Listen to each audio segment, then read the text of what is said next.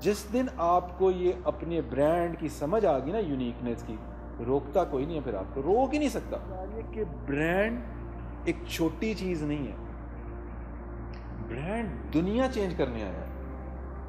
تو تبھی تو اللہ تعالیٰ نے کہا ہے کہ ایک ایک بندہ جو ہے وہ میں نے یونیک بنایا ہے۔ جب وہ قل هو اللہ احد کہہ رہے ہیں، اپنی بات تو کر رہے ہیں، وہ اپنی بات نہیں کر رہے، صرف وہ کہہ رہے ہیں کہ جس طرح میں یونیک ہوں نا، اس طرح تم بھی یونیک ہو۔ اقبال کی کو سنا ہے آپ نے، کبھی پڑھا ہے؟ تو جب وہ قل هو اللہ احد کی کو کھولتے ہیں نا، تو وہ ایکچولی کہتے ہیں کہ قرآن تو ایکچولی آپ سے کمیونیکیٹ کر رہا ہے نا، اپنے آپ سے تو نہیں انہوں نے کمیونیکیٹ کرنا تھا۔ ظاہری بات ہے، کتاب اپنے لیے لکھ کے رکھ لیتے، یار آپ کے لیے لکھی تھی تو پھر آپ سے ہی بات کر رہے۔ تو وہ ایکچولی کہہ رہے ہیں جیسے میں یونیک ہوں نا، اس طرح آپ بھی یونیک ہیں۔ اور جس دن آپ کو یہ اپنے برانڈ کی سمجھ آ گئی نا، یونیکنیس کی، روکتا کوئی نہیں ہے، پھر آپ کو روک ہی نہیں سکتا،